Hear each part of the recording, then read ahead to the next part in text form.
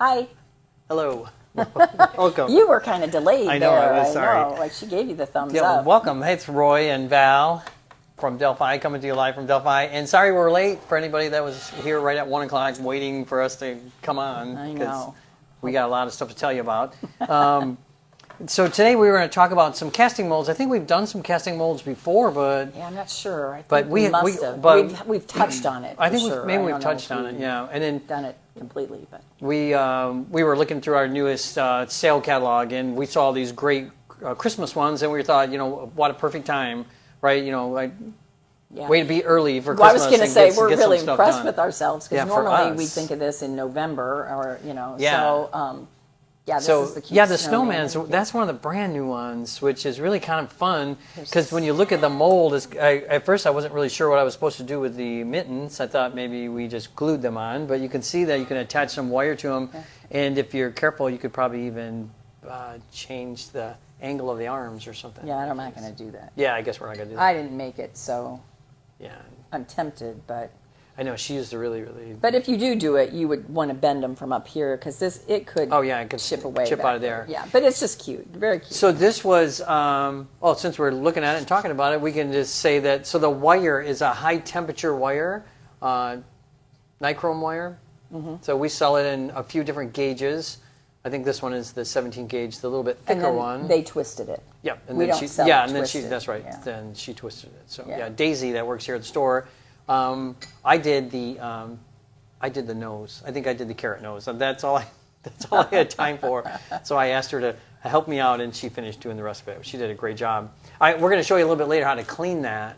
So if you're not real familiar with working with casting molds before, Because there's still a trace of the boron on it yeah, there's some of the that we spray, left which on we're there. going to talk about that. Yeah, too. we're going to talk about that. So yeah, where do you want to jump in just with that then? With the Maybe spray? mold preparation. That might be. Let's do that. Did you see I brought my brush? that. Oh, you brought a brush. I too. brought a brush. I brought my favorite brush, but I don't see it. I don't know where I put We it. brought our brushes. You but know, we my didn't. long-handled one. I don't know where it is. Oh, Yeah. Oh, that is I a was- nice brush. Sorry, I got to sneeze. Oh yeah. Yeah. Two, just so you know, I have a black eye in Oh. case anybody's I don't know if wondering anybody's about wondering. my makeup person didn't do a very good job. We have a makeup person. I didn't know. I know. Wow, I guess we need one. I could use one. So. I just had a close encounter with a tennis ball, so it's not very exciting, but it did leave a mark. So it's getting a lot better though, isn't it? Yeah, I thought it was like an early Halloween costume Right. thing. Yeah, I So know. Mhm. It's my new look. that's- well, Okay, enough of that. let's talk about the molds, right? So these are, I think all the molds here are made by, oh no, they're not. But most of the molds on the table are made by Creative Paradise. And This one is Color de Verre. yeah, there's a couple of Color de Verre ones in here too. Well, like this one, some of these are made by Color de Verre. Snowflakes. So nice molds. Anyways, nice high quality molds. Both of them are, both manufacturers. I mean, you can fire them multiple times. They will take a full fuse temperature. In fact, I know like around here, again, a lot of these came out of our classroom. And, we've used probably the snowflakes, I don't know how many times, hundreds. Oh, Probably, yeah, for sure. So people Yeah, are always many, making many snowflakes. So Times. yeah, and so they're easy to use and really easy to take care of. Right. So we around here, so we need some kind of a mold release. Again, if you're familiar with this, so since we're taking the glass to a high temperature, like fusing temperatures, then we need some kind of a mold release. And our favorite is the Zip Spray, which is a boron nitride. Right. So basically what you're saying, though, is that just normal kiln wash isn't really going to work. Yeah, that's correct. And, yeah. it won't. Yeah. So then your mold will not last multiple times, No. barely one. So, it has to be a mold release designed for that higher temperature. And this is what we use. There's a couple others or one other, but... Yeah, we sell a couple other boron products here, and they all, all the boron works. So the advantage to working with boron, as Val has kind of mentioned, is that it's a temperature thing. So, if you're used to working with just regular kiln wash, it is usually used for slumping, where, you're running at a little bit lower temperatures than what we're going to be doing here. And it works great for that. But here, as Val was mentioning, at the higher temperatures, a lot of times kiln wash will stick. So we want to use Yeah, we find this one applies the best. Yeah. It sprays. It's easy to get in. I mean, if Kaylee can get in and, she has, I know, looked at all these little detail in some of these molds. Yeah, especially the gnomes there, right? Yeah, the gnomes and in the molds themselves. Or the themselves. new Christmas tree one, too. Look at all that. Yeah, I mean, there's a really lot of high and low levels that, you got to get that kiln wash down in all the crevices and on the tops of the ridges, and it's just, this spray just works the best, we feel like. And it actually requires less than, and a lot less work than other methods. That's for sure. So on a brand new mold, the recommendation from the manufacturer is you would do 2 light coats, and they mean light coats. I know sometimes I run across where people think, and this is not, again, one of those situations where more is better. There, some people are like, well, I put on like 4 coats because I thought that was going to be better. It's not really better. So 2 light coats for the first time you use the mold, and then every time you use the mold after that, you do 1 light coat, 1 nice light spray. I think do we have a video of that? I think somewhere on our website. I'm pretty sure we do. Probably if you check out our YouTube channel, you could probably see it there, I'm pretty sure. If you have any link to the product as well on the website. I'm pretty sure that is. Yeah, I think it's one of the guys from Color de Verre showing you how to use it. So really nice. So it is. So 2 to start with when the mold's new, and then every time you use it, you need to give it another spray. We didn't talk about this, but how often do you feel like we should brush up some of the buildup? Because I found that, if you let it build up after more than 3 or 4 firings, for sure you might get some sticking. And it seems sort of opposite of what you would think. You would think that the buildup would just create more of a barrier, and I think it must break down or something in the multiple firings. So after just 2 or 3 at the most, I may even do it sometimes a little after each one, just brush it out a little bit, blow it out, so that I'm getting a fresh coat in there. Yep. Yeah, so I think it's, so the boron is just a powder, really. So in here, it's in an aerosol, so you can spray it out, and I think that what helps it stick, to the mold. But you're right, once it dries or once you fire it, the powder, you'll probably see it soon on our hands, but it gets all over, it'll just come right off. And so as Val's pointing to is that there comes a point where especially in all the little nooks and crannies, the powder, the boron starts to build up, and then it starts sticking to the glass, which I know I'm with you too. I'm like, well, why does that happen? Because it doesn't stick. I know, when it's a lighter coat, it doesn't stick. But we've seen it. We talk to customers about it all the time. They sometimes are complaining there's something wrong with the product when it really is they applied too many coats, or like I said, we found that you should every so often, and I don't really know what the number is, but I think 3 or 4 is probably a great time to start looking at the mold. I know for me, I start if you look at the Color de Verre ones, like these for example, they're pretty smooth, right? So these, you might not really notice the buildup of the boron, the excess boron, but if you start looking at some of these that are really textured, you can see where the boron's going to get caught in all those little nooks and crannies, all those little valleys that are in there. And so what we do is we brush it out, and what we were talking about a couple minutes ago was Val's favorite brush, which for some reason, I'm sure you set it down somewhere. I carried it. Again, I'll blame someone else when I can't find it. If you could see us 2 minutes before we go on, this is pretty chaotic because we're trying to find everything. But sometimes we just use a simple house brush like this one. So this is a small little 1.5-inch house brush. So something with some. In this case, it's got some really fine bristles to it. It's soft, though. You don't want to use like a nylon or something that'll scratch your mold. Yeah. So you want a really soft brush. Yeah, something really soft. And then you would just go in and then shoot boron in it. See a powder. Yeah, I'm pretty sure that I'm pretty sure you're not supposed to. Don't breathe. You should have held your breath. I'm holding my breath right now, All right, good. Not really talking. Okay, we're back to safety. So normally we would wear a mask, a dust mask, while you are cleaning it up, right? Especially when you're doing that. We try to do it out in the warehouse. We have a nice big area where it's not as big of a deal. But if you're, in a small room, or now that it's getting winter, you'll probably be inside. I know a lot of people will spray their molds and clean them outside, but again, I know it's starting to get... When the weather permits. Yeah, when the weather permits. Well, for us in Michigan here, it's starting to get a little cool. So, but the point is, wear a mask. It also can make the floor really slick. Yeah, that's the other thing. That's a good point, because around here we have all these poured concrete floors, and I'll tell you, when this spray gets on the floor, it is like an ice rink. So, be careful with it. But it's really nice, and it can, I think, last a long ways, especially if you're doing these small little molds. I mean, it's surprising. and that, like everything nowadays, right, is expensive, right? Yeah. Everything's gone up.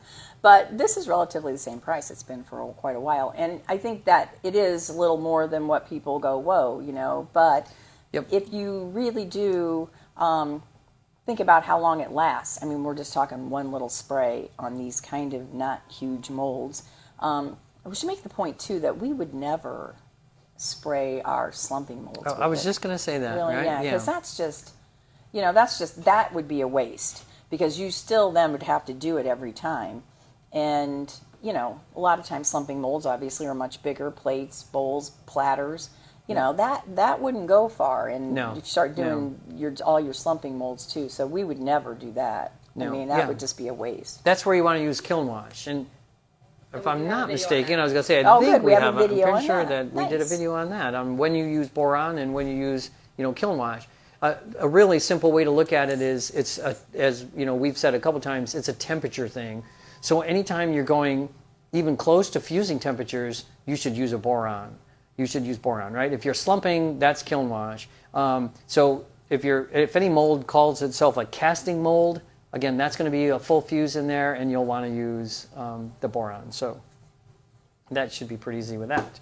But if you have questions, feel free to message us, right? You can on Facebook or on Instagram, or you can always email us, facebook@delphiglass.com. I read that. Good job. I was kind of know. impressed. I was trying to... I know, you're just thinking I knew was it, going to right? jump in there, but you kept going. I know. Well, I was on a roll. I thought I would. You did good. Okay. So we talked about preparing the molds, how to clean the molds, or keep an eye on them, making sure that they're ready to go the next time. Oh, well, I guess what we didn't say was this dries relatively quickly. You spray it on. Usually what I do is I spray it on, I wander around while I'm doing something else, and I come back and then put on the second coat, right? So, but just a few minutes, I would think even 5 minutes would be plenty of time to let it dry before you go to the next one. Would you agree with that? That's what I do. Yeah, it doesn't take very long. Now let's talk about decorating. Let's talk about like decorating and filling the molds, right? Filling. Let's talk about filling, because there are some little things to know there, right? There are some things to know. So one of the really nice things, again, about these particular casting molds, in fact, I'm pretty sure that all of them on the table, again, they come from Creative Paradise and Color de Verre. If you go to our website or their website, they'll tell you how many grams of glass, how much weight of glass you need to fill the mold. It's their recommendation, so, take it with a grain of salt, but you should try it. I mean, it's a good starting point anyways, and then you can try it and see if you like it or not. I know that like on the, sometimes on the snowflakes, we've gone a little less because we were just trying to make them thinner and a little lighter. But there's a fine line. I mean, you go too thin, you don't go enough glass, and the stuff just doesn't connect, right? And we don't you have to think about too, all the little, each little grain of glass or each little piece of glass, no matter how big it is just got an air pocket around it, right? So the level when the glass melts in comparison to what you may have built up in the mold is just pretty drastically different. Yep. So we'll really pile this up. I mean, it'll come in, like we will only go up to the edge here with the detail work, and then probably in the middle out in here we'll just backfill with maybe extra clear or black. Yeah, there's clear or on this one on the snowman if you want to show them the back. To enable, most of these have I know it's hard to see, but that's clear that we're using just to kind of fill it up. But in the snowman was to be honest, we didn't use enough frit, or we didn't use the recommended amount of frit for the snowman, but we thought it looked all right, so we left it. We did do a tree, this Christmas tree over here, which we're hoping to show you later because it's cooling. It's in the kiln and it's still cooling. So we're hoping to show you that one. And when we first did it, there wasn't enough glass, so we decided to add some more glass and refire it. So we fired it again. And but I do think that's one of the. I mean, the weight thing is a really good, because that's what we ended up doing, and then added the extra weight that we needed. Yeah. But it also, just so people know, the look will never be flat. Right, you'll always want to mount in the middle. Because then there's a thing where it can kind of grab onto the sides, or when all the air gets displaced when the glass melts. The level of the glass sinks down, and it may not even be enough glass to fill the whole detail, which has happened, to us too. So, like Roy said, there's kind of a fine line. Sometimes I don't want them real thick because they can get pretty thick. So it's kind of your fine line as to what you do. But just know that if you really want to make sure you get all the detail in a casting mold, you're probably going to need to be more than just level. I mean, you can't overhang your sides, but you can build it up in the middle so you have this secondary melt come down and sort kind of fill out fill the in edges, what all the air pockets have lowered. Yeah, if you down. look at like these couple of molds here, for example, so look at the gnome one, and you can see how deep it is, especially compared to like the Christmas tree is shallower, and I know that's one of the issues we were having with was, how much, you can only get so much glass in there, and so you do have to kind of mount it in the middle. So even here, there was Michael DuPillo, one of the glass artists out there. I took a class with him years ago, and he said that he thinks that when working with frit, that the volume shrinks by about 30 or 40% even, because of as Val mentioned, the airspace between each little particle of glass, right? So it can be a lot. It's surprising. So, I think a lot of people are surprised, at how much they, I keep telling them in class, no, you need a little more. Just put some more right there, put some more. And then, like you say, when they're fused, just like this one, I'm sure this one was up to the top, but you see, can you see? Oh, yeah. See how much it's, I don't know, is that a good angle? Mm-hmm. Okay. So you can see, I'm sure when we filled this, it was at least up to the top and then maybe mounded in these bigger spaces, and you can see now it's way lower than it was before. So these are cute, aren't they? I know they're not Christmas, but we had them, and I thought they were flamingos really are for every season, I think. I know. You could just put a little red bow there on you a go. snack. That's right. You could have done that little Santa hat. So that would be so cute. I grabbed this real quick because this is something that we saw here at Delphi. This might come as a surprise to you, right? We're trying to show you all the things we saw, right? But this is a digital scale, which is pretty nice. What I really like about it is that it works on batteries, right? So you don't have to plug it in. I know I'm thinking about my studio at home, and I don't necessarily, where one of my work tables, I don't have, like a outlet right there. So this makes it kind of nice. But it'll show it to you in grams. And again, if you're just following the directions, you can lay like your mold on there, and so now you know how much your mold weighs, and you can start adding glass until you get to what the recommended weight is. Or you could pre-weigh, your glass beforehand. And put it in paper cups or plastic cups or something, weigh it out so you know what you're dealing with. I know that for us, it's probably easier just to kind of add the glass as you go because you're working with the designs and you might not know like how much of the red you're going to use compared to the green or whatever. But the digital scale comes in. It comes in real handy, pretty easy to use, not overly expensive. That particular one, I'm sure Kaylee will put some link. She can link it. That's in the comments below. So some of them too, as I'm looking at them, this comes up sometimes. Some of them are sort of like upside down cakes. And some a lot of them are. aren't. So right. if you look at them, like for the tree or whatever, we're gonna you want to do that little gnome? Do we have that one? Okay. So so you can see. So the first thing that would go down in that mold is going to be the detail of their little faces and their hair and all that's in the bottom. So it's not like if you're going to make a red hat, you have to pile all that red hat up. Good point. You just fill in the bottom, the detail, get a nice level layer of color and what you want, and then often what we'll do around here is you just what I call backfill, because if it's going to be hung from the front and not really too noticeable from the back, then you could just backfill with clear to get your volume and not spend because color's more expensive. Can you see it? Yeah. It does have clear in it. Yeah. So to get your extra mass or your extra weight, you don't always have to. I know because a lot of people get confused thinking, oh my gosh, how am I gonna layer this green all the way up to the top? Yeah, because it'll spill over or something. So you work on the lower level first, and then like the ornament though, is that up? Yep, that's face up. That's face up, and so are these. And so are these trees and stars. So what you're looking at when it's done is what you're going to see when it's finished. The snowflakes the same way. Yeah, right? it will be your finished look. So you kind of want to not that I think they're kind of self-explanatory, but sometimes they can be a little confusing. They can be confusing. Yeah, I've noticed that for when people are doing them before. So it gets a little tricky. I mean, sometimes applying the frit. Again, if you're not familiar with frit, it comes in a few different sizes. I guess we could have grabbed some off the thing. I just thought of that right now, right?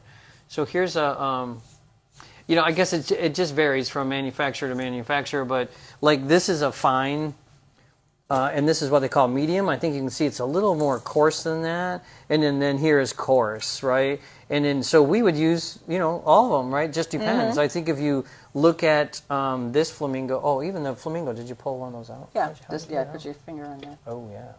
I mean here you see this nice kind of yellowy green color, but the green on the back is certainly more coarse. Some of it's just to take up space, right? So if you're doing it, I think I find that the fine and the medium work better if you're doing detail. I know that some of the mold manufacturers even recommend using powders, which are like flour, right? Oh, here's one. Yeah.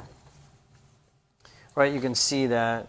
I mean, it's really like flour. And then so normally we would recommend wearing a mask for working with powder glass, right? Because if that gets airborne, not something you want to breathe in. But it just depends on what you're trying to do. I think if you look at this one, there's a little powder like on where the noses are at. There's a little darker gray here in the beard, just to kind of give it some dimension. Add a little interest to it. Those are cute. Yeah, well, you use some dichro in the buttons of this one, right? So that's kind of fun. Yeah, this one, you'll notice that ornament has some dichroic in it, and so we sell these dichroics that are really kind of fun. Yeah, they come in different shapes. I mean, they're perfect for that ornament application. Yeah, this one is. I can't. Or it's. Do you want me to do it for you? Yeah, could you get this one? This is going to be me, like this is for a half hour, me trying to open up a thing like of... fixing the broken beans. While you're opening them, let me circle back. So I can't Joey open had it. asked, what would you use on a drape mold? This is when we were talking about kiln wash. Oh, on a draping mold? Just a I would regular just use kiln kiln wash. wash. Yeah, because the temperature there, again, shouldn't be anything too crazy.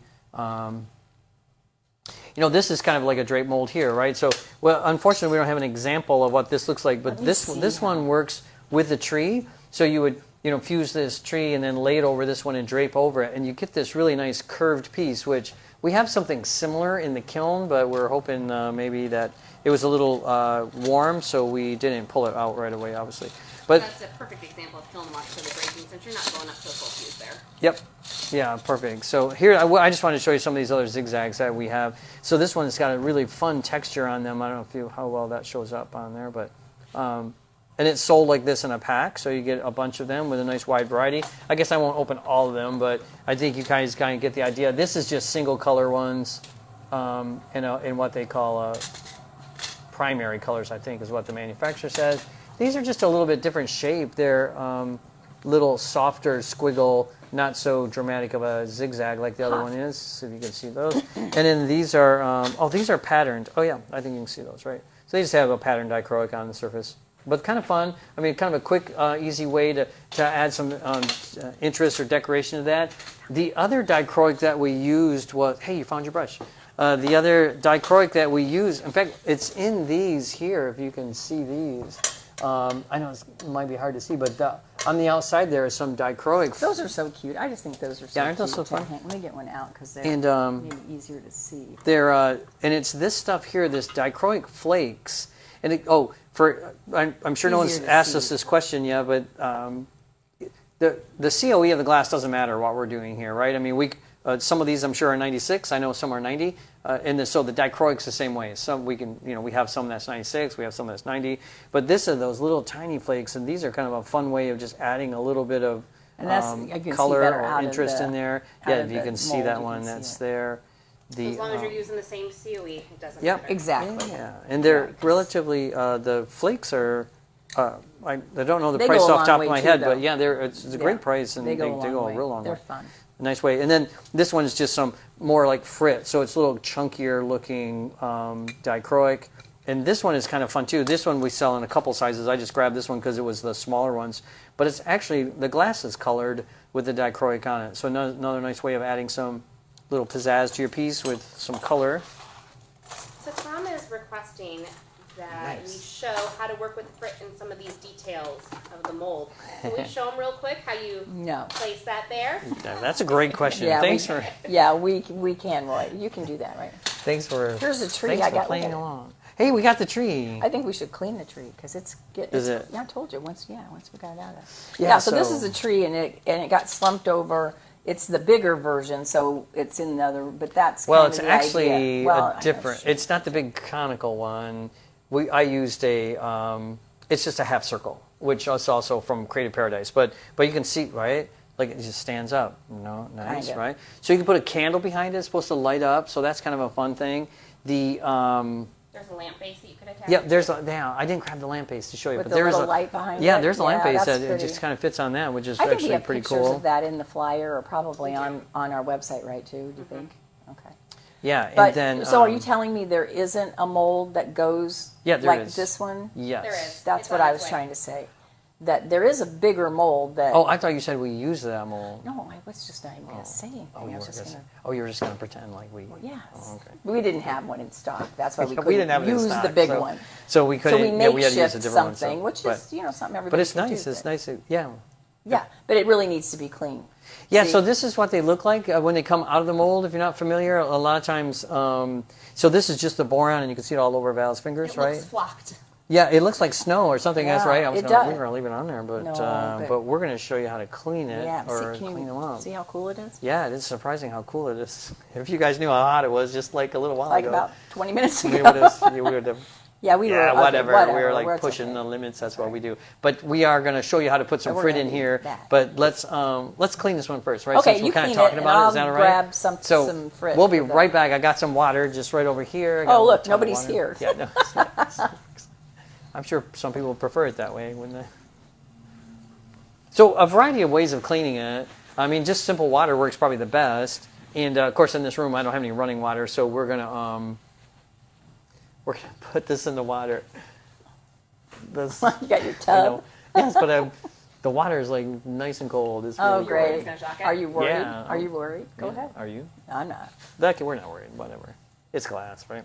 So otherwise, we would. So I'm not going to stick it in there. Stick it in there. I really like using these brushes here. So this is a brush that we sell actually for something totally unrelated to this. The brush looks like this. I just cut them in half because they're easier to hold on to. They're used for doing lead cane work, for pushing in the cement into the lead, which someday we'll show you that if you're interested in seeing that on a video. But what's nice about it is it's short little bristles, and they're not going to do any damage to the glass because they're not metal. And we can just come in and you know, so especially this one that's so textured, those bristles get into all the little good. nooks and crannies. You might want to turn it a little more. Oh, you guys can see look at the reveal. reveal. It's the big reveal. Right. So in talking about, building the, upside down cake situation thing, so do the detail first. If you see the lights on the tree, that, I just nipped the ends of bullseye rod or 90 rod to put down, because can you see the little indentations for them? So that's one of the ways you would start to build. So either, put a little frit in, if you wanted the colored frit in each one of those little balls, but you basically can almost start with your lowest detail and then work your way out, right? So after I filled all the spots with the pieces of rod, that's when I just kind of sprinkled one color of green, all over. And then, I kind of wanted to do a very,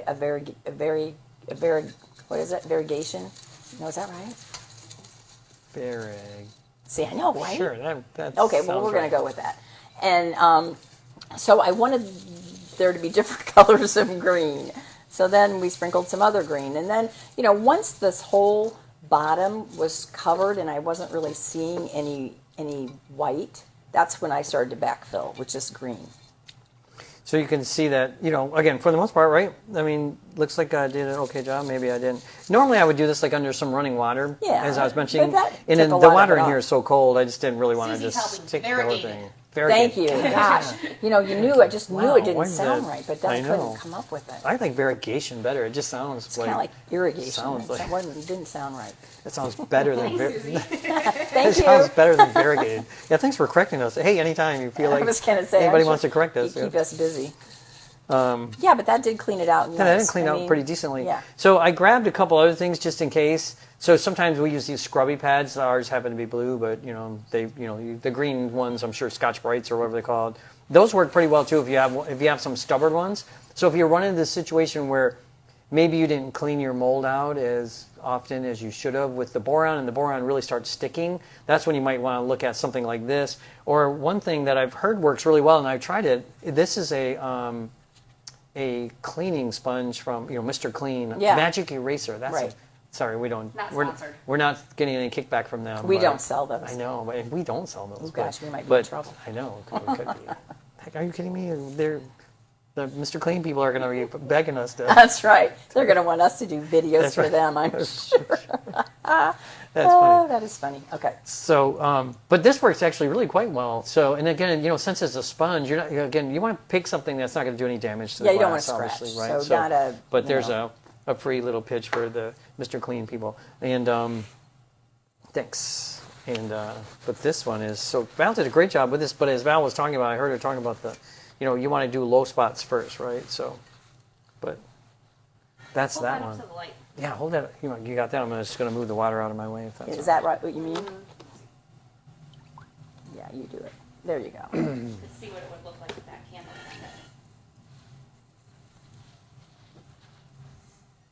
Let me see.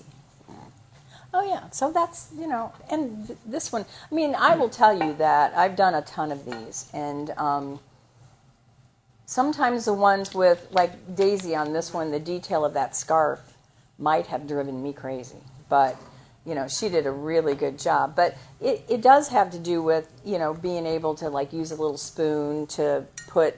You got your spoon? Yeah. But Roy's getting a spoon, so Getting a spoon. Important tools. yeah. So Which one do you want to see? well, what do you want to do? Why don't you do Okay. a face? Do you want to? Did he request a specific one? No specific mold, just to show how we're going to do the detail. okay. Okay. Sure. Yep. So We're going to do the let's notes. pretend that that's some kind of a pink. I don't want that one. Let's pretend that is some kind of a pink. Okay, this is fine. So this will be good. Well, a few ways of doing this. One is, so I know this tool sometimes has people have some mixed feelings about this one. It has a little shovel on the back of it. I don't know if you can see it. So it's a pair of tweezers with a shovel on the back end. It really does work better if it's a bigger piece that you're working on, but it's a nice way of kind of getting it in. I was using it if you just grab a little at a time, and especially like where the nose is at, and if you come from the side angle, you can actually kind of just pour it in there.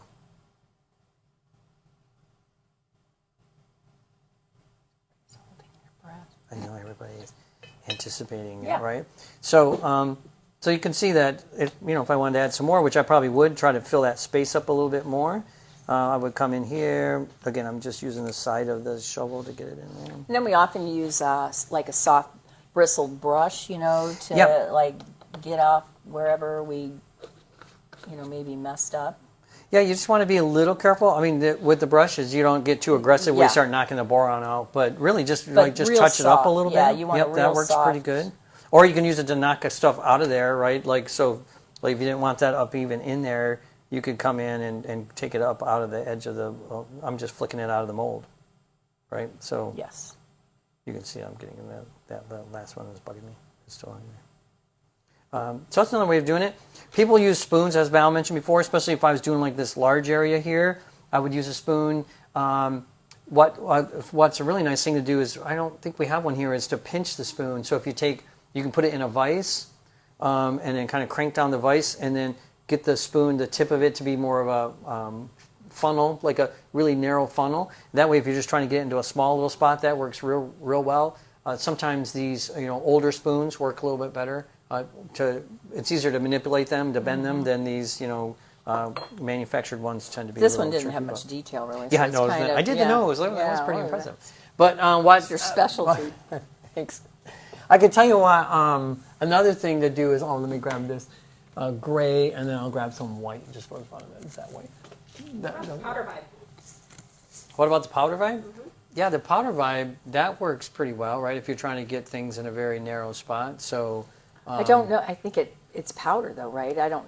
You yeah, can't it use only it. works with powder. Yeah, so, you can't use yep. it with fine or anything. No, you so, cannot. so once again, yeah, if you're doing something But like if that, you wanted it for like your little noses down here. Oh, or sure. Like Yeah, the yeah. parts of the beard, that might be a good button. use for that. Yeah, so here in the beard, like what I do sometimes is just, so here I just have like a little bit of gray, right? Just so sprinkle in just a tiny bit of gray, just again, just to give it some sort of color, or to almost like shading kind of, right? And then we could come in with something a little more aggressive with the white.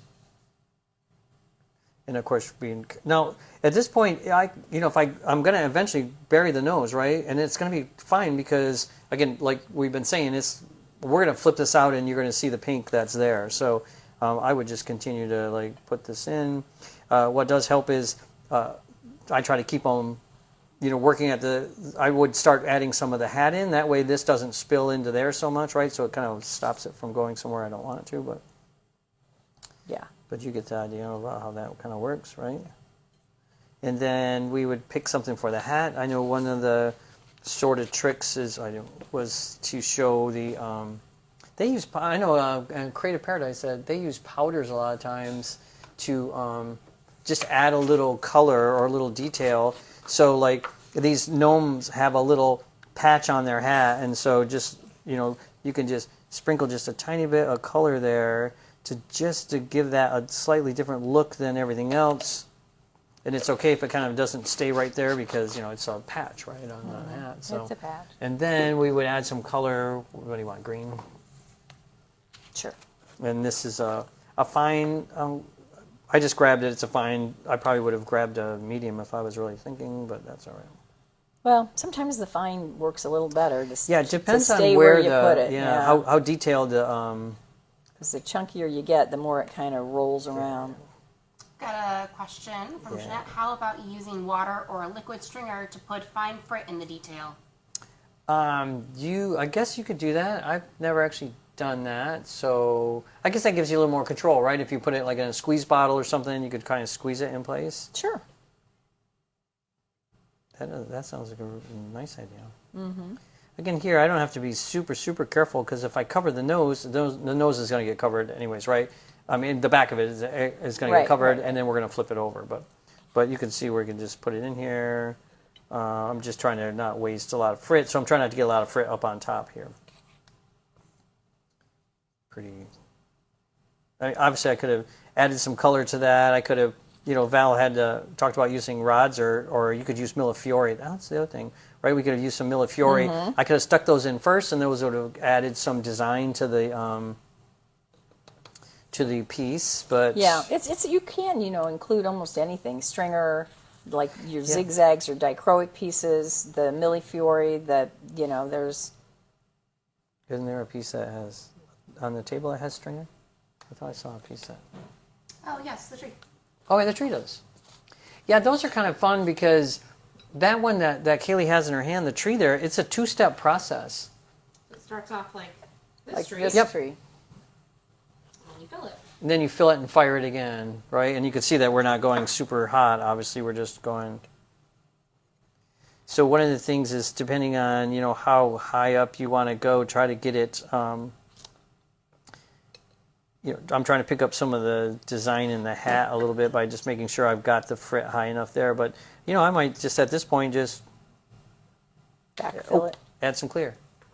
I just totally just dumped that. Oh, did you just dump? But then I would just add some clear, which I could do that if I wanted to. Yeah, sometimes I take it off the top, but usually it's, I don't worry about it too much, other than I got some on that little peg that's there. Of course, this one I'm not going to fire because we didn't spray it. So. Right. So then we would just, I mean, it's been sprayed. You can see on my finger, right? So you can see that we sprayed this. Why don't you backfill it with something? Some clear? Just because. All right, just so they sort of you can see the height. Yeah, so they get an idea of what's going on. Let me find, I can't find anything I'm really looking for. So I wanted something not so chunky, but that's all right. Well, this is not. It's not? Well, while that's you're even looking, better. how about we talk about the different clears and why you might choose one over the other? The different clears? Different So, like, coarseness. Oh, yeah, okay, so, yeah, I guess it's, some of it's, might be personal preference, but here in the back, the, again, part of it is, this is pretty narrow, so if I get it too chunky, then it's, it might be a little harder to kind of get it in there and stack it up on top like we have to do. So the smaller frit sometimes is a little easier to do that with, but, I mean, here on the back, it really doesn't matter. I mean, you could cut little pieces of clear. If you have scrap clear at home, you could just throw some or chomp it up chunk with in there. With your mosaic nippers. Yeah. So the bigger, and I actually prefer to use, especially if I'm doing like a totally transparent casting, which I'd like to do sometimes. The bigger the chunks of glass I can fit in the mold, the less air bubbles I have. That's exactly why I prefer the. Yeah, that's a good point. So there's this one mold that we have that I just love, and it's a shell. I don't know. Yeah. It's right there, over there. I can show if you want me to, but anyway, so I like to do them transparent. So often what I'll do is I'll do I might throw a little dichroic frit in it or something, but for the most part, this one isn't clear. I mean, it is clear, but it isn't clear. It's amber. But the shell was not on. I mean, the shell is a casting all by itself. This is a box casting that we have where it makes the lid and the. But you can see that. I mean, it actually is fairly clear. For if we'd have done this whole thing in fine frit, it would have been probably just cloudy because of all those little air pockets around all those tiny little granules tend to almost make it look cloudy when you fire it. So if you're doing something, I mean, obviously if you're doing opaque things, it doesn't really matter, but if you really want to keep your clarity, the bigger the piece of glass you can use, the less air bubbles you'll have. That's right. The But here on the back, I mean, it doesn't really matter. Right. So, I mean, no one's going to see what I did. So you can see, hopefully, that I've mounted it here in the, in the center. Because, again, the thinking is as it fuses, that's going to flow towards the edge. And it's just easier to mount it in the center than up along the edge. And then, like in these areas here, I will try to back it off a little bit and make sure that little peg that little opening is little opening is exposed. Otherwise, I don't want to fill that up. And I just, again, try to make that look like, I don't like have pieces, hanging on, from here and onto the side of the mold too. So I just kind of knock those. I try to just knock them off usually, but. So let me do this, Keelan. You get a side profile. Can you do that? Yes. See, it's a bog. How'd I do? It's good, but I mean. Oh, I would need a little more. You could go more, and still, Yep. it'll still be well within the.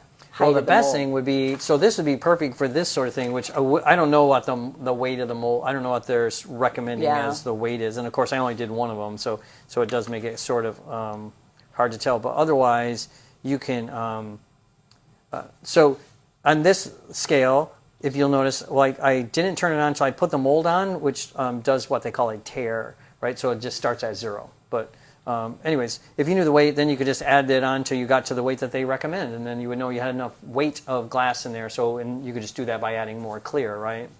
There is some math involved in that. There's a little math involved in that, but not too much.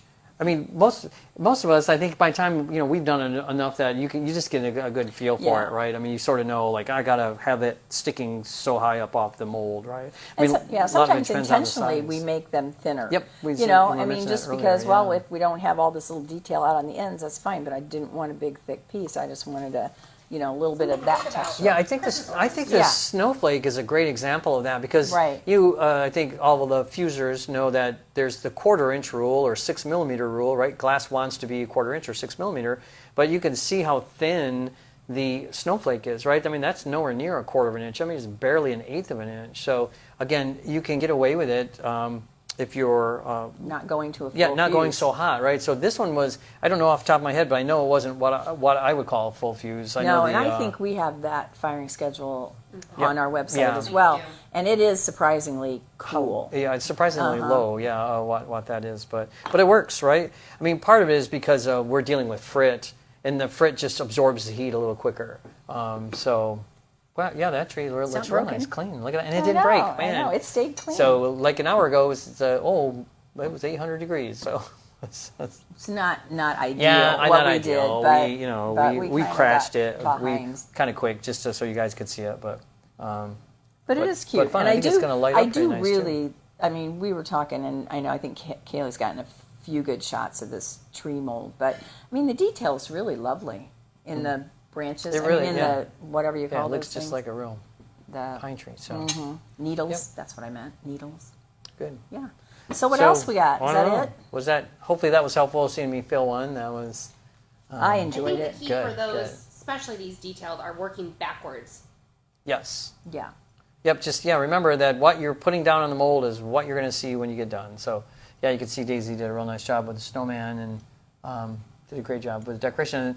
Oh, and the snowman's not. We didn't even clean that. That's how it came out of the mold. Yeah. So so that one didn't really grab a lot of the boron, but we just didn't take time to clean it. To be honest, we were in a hurry. We had this thing to do at 1 o'clock. We had to On do this Facebook Live thing at 1. And So, Okay, well. thanks for joining us today. Hopefully you found that sort of interesting, and hopefully it'll give you ideas of some things you can make. there's all kinds of these molds. I mean, all kinds. yeah. We Jewelry just grabbed the and, Christmas ones. Yeah. holidays. There's, I don't know, what's this one? There's The a ghost? scarecrow And and the a scarecrow? ghost. Oh, those are Halloween And, ones. so we kind of wow. were about a little late for that. But I mean, we're still, a little. not You guys for- still have time for. Yeah. You got 2 weeks before. One Halloween, firing, so. too. How about that? I mean, one Oh, firing. yeah, we didn't even mention that. I mean, well, unless you're this slumping, one, but we slumped, so but this was two. that's But true. I mean, Just most one of the time, firing. they're just one Oh yeah, firing. and it's just a normal, or what we might call a normal full fuse, right? I mean, we didn't really talk about a firing schedule, but again, the molds. If you're look on our website, there's a recommended one from the manufacturer, but really, it's just pretty much a full fuse. So if you have a full fuse schedule right now you're using and you like it, I mean, I would just go ahead and just use it, right? Yep. Okay, well, let us All right. know if if there's... you have any questions, feel free to reach out to us. Or what else you'd like to see, Yeah. because we don't really have a plan yet. Yeah, do we don't have a plan for our next one, but we'll come up with something. And hopefully you guys will join us, and we'll be back in a few weeks. Right. Thanks.